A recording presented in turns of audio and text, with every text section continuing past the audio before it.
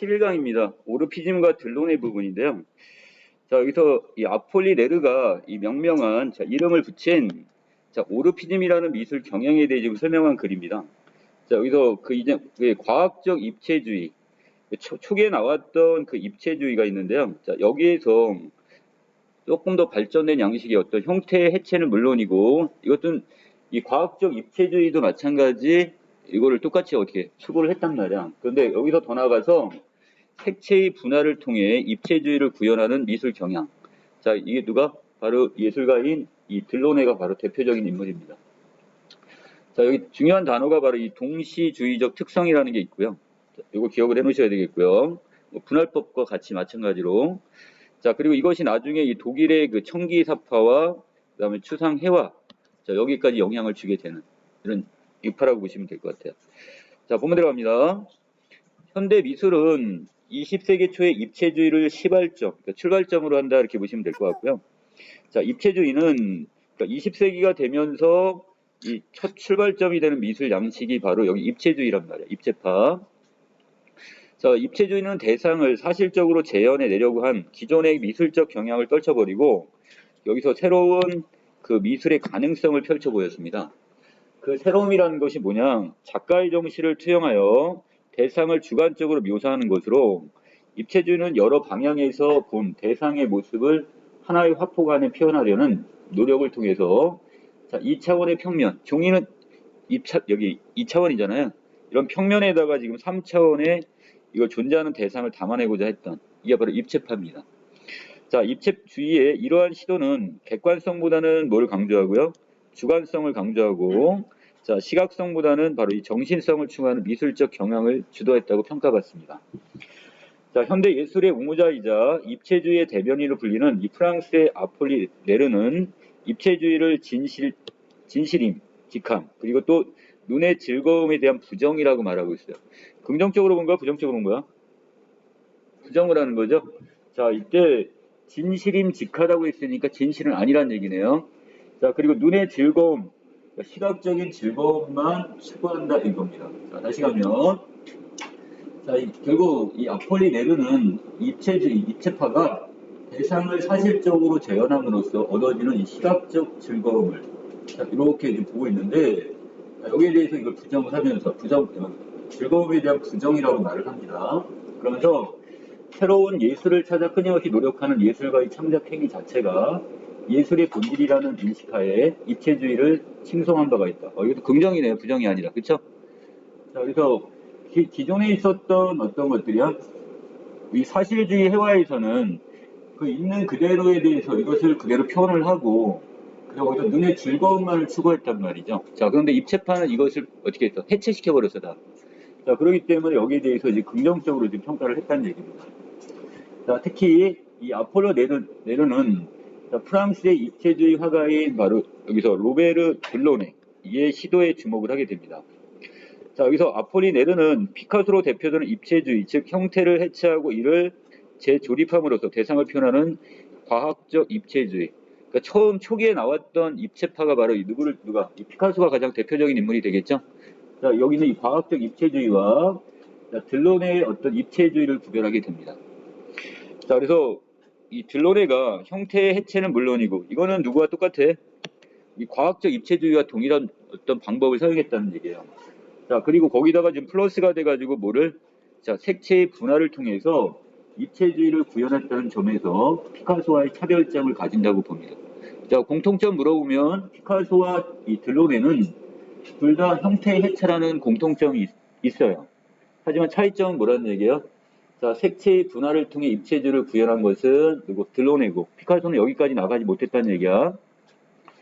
자, 이 아폴리네르는 과학적 입체주의에서 사라져버린 다채로운 색채를 부활시켜서 화려하고 그 다음에 감각적 입체주의를 구현해낸 들로네 미술 경역을 자, 이걸 오르피즘이라는 자, 이렇게 이름을 붙였습니다. 자, 오르피즘이란 자, 오르페우스적 입체주의란 뜻인데 자, 그리스 신화에 보면 음악가인 오르페우스의 이름에서 딴 겁니다. 특이하네요. 미술이야. 회화인데 여기다가 뭘 붙여버린 거야? 음악의 어떤 음악적인 어떤 이름을 갖다 여기다 따다가 붙여버렸습니다.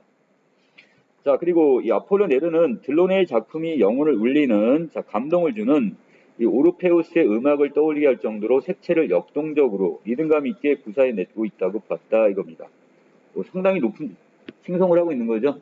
자, 그래서 결국 이 누구의 그림을 보면, 이 들로네의 그림을 보게 되면, 자, 거기서 어떤 음악이, 감동을 주는 음악이 떠오를 정도고요. 어떤 그 안에서 보이지 않는 리듬감이 구사가 되는 것처럼 보여진다 이렇게 지금 봤어요.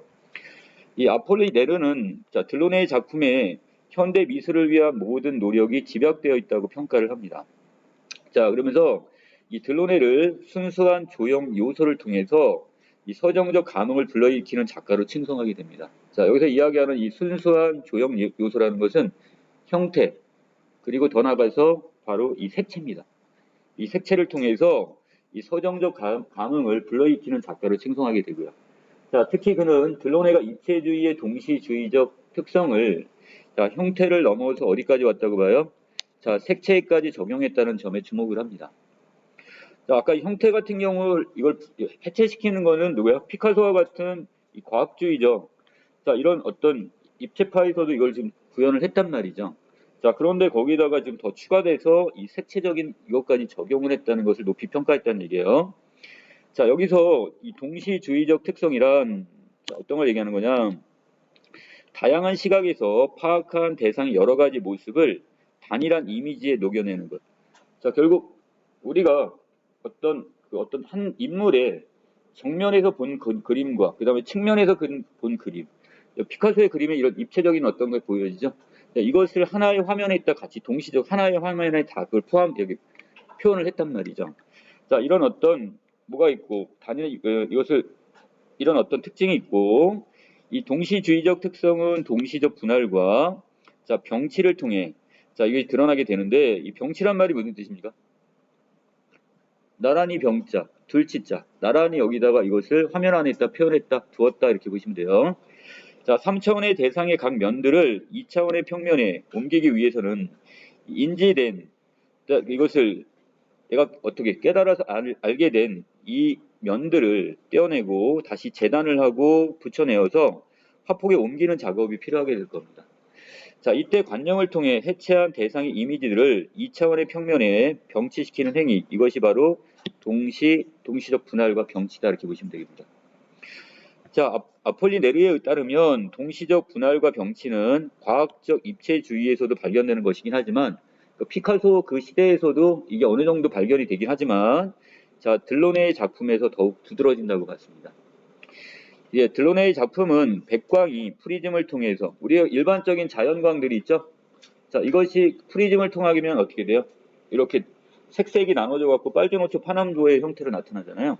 자, 이런 것처럼, 자, 색채를 분할하여 연속적인 파노라마로 배치함으로써 다채로운 시각적 경험을 제공하고 있어서 훨씬 더 역동적이고, 자, 음악적이라고까지 얘기를 합니다. 자, 또한 아폴리네르는 이러한 동시적 구성은 일상적 경험과 이성으로 파악되지 않는 바로 드라마틱한 구조를 띠고 있으므로 이런 걸 우리는 뭐라 한다? 이걸 초고성이라고 얘기합니다. 자, 그래서 우리가 어떤 일반적 상식이나 보편적인 상식에서 봤을 때 그걸 통해서 이렇게 파악되는 이런 것이 아니라, 자, 이것이 나름대로 드라마틱한 어떤 구조의 형식, 자, 이것처럼 이렇게 보여지는 이것을 초고성이다 이렇게 표현했어요. 자, 들로네의 작품에서는 초고성을 통한 예술의 순수성을 발견할 수 있다고 이렇게 말을 하네요. 자, 그 다음에 아폴로 네르의 이런 칭송을 받은 들로네는, 자, 슈브렐의 어떤 색채 이론을 기반으로 하여 이 오르피즘을 더욱 발전시켜 나가게 됩니다. 자, 지금 특이한 거는 이 슈브렐이라는 사람이 뭐 하는 사람이래요? 화학자예요. 자, 화학자의 이론까지 지금 누가? 예술가가 받아들였단 말이에요, 지금. 자, 그래서 이 브리렐은 그의 이론에서 색채는 상호 관계로만 존재할 수 있으며 명도가 비슷한 인접 색상을 동시에 배색하면 조화로움이 더해지고, 자, 여기까지 나눠가지고, 자, 비슷한 유사한 명도를 이렇게 옆에다 같이 색을 칠하면 어떻게 된대요? 자, 조화로움이 느껴지고요. 자, 그 다음에 보색 대비 뭔지 아시죠? 자, 예를 들어 빨간색에다가 청록색 이런 것도 서로 보색이란 말이야. 자, 이런 것들을 통해서는 생동감 있고 강렬한 이미지를 표현할 수 있다고 강조합니다. 자, 이거 각각 따로 정리해 놓으셔야 돼요. 어떤 거? 자, 명도가 비슷한 인접 색상을 같이 배치했을 때와 자, 보색을 배치했을 때 각각 느낌이 달라졌어요, 지금. 자, 그 다음에 이로써 이 색채라는 것은 이웃한 색채들과 관계를 맺으며 광선의 감각과 움직임, 공간의 깊이감, 그 다음에 리듬을 표현할 수 있는 조형 요소로서 인정받게 되었고, 색채를 적극적으로 활용하는 이 오르피즘 역시 자, 입체주의의 한 분파로서 자리 잡게 되는 겁니다.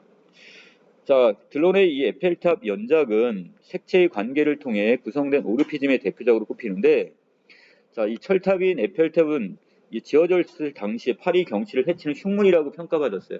사람들이 되게 지금 이것을 부정적으로 평가를 했단 말이죠. 자, 그런데 들론에는 에펠탑을 기계시대의 에너지가 집약된 상징으로 받아들이고, 이 에펠탑이 현대 미술에서도 그 에너지를 불어넣을 수 있다고 여겼습니다.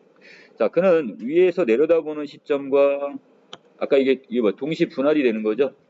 결국 하나의 어떤 대상을 위에서, 측면에서, 정면에서 자, 이런 것들을 하나의 화폭 안에서 다 지금 표현을 하게 되는 겁니다.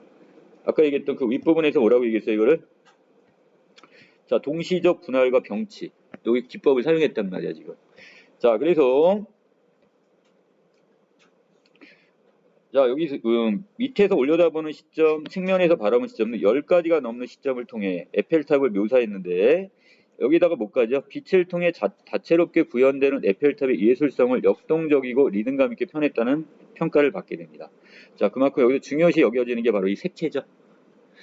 자, 들론의 이런 오르피즘은 독일의 그 청기 사파에게 영감을 주게 되고요. 영향을 주었다는 얘기야. 이 때문에 청기사파의 일원이었던 이 칸딘스키가 들로네를 청기사파에 합류시켜 함께 활동을 하게 됐고, 이 칸딘스키는 대상이나 실제는 없지만 깊은 울림과 정신적 감동을 주는 음악이야말로 자, 현대 회화의 답, 회화 뭐죠? 미술이었죠? 자, 현대 미술의 자, 답이라고 생각하며 음악을 담은 이 회화를 그리기 위해 연구를 하게 됩니다.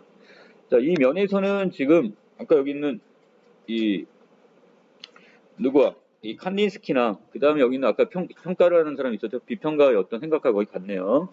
자, 그러면서 칸딘스키는 들로네와 함께 색채가 주는 긴장감과 정서적 효과에 관심을 가지고 연구하기 시작했는데, 자, 그런데 두 사람이 약간 좀 다른 쪽으로 가게 돼요. 자, 먼저 들로네는 색채의 지각에 관심을 보이며, 자, 색채가 바로 주체라고 주장한 반면에, 자, 칸딘스키는 색채 하나하나의 정신적 의미를 부여하고 그 의미를 강조하는 점에서 서로 차이가 있습니다.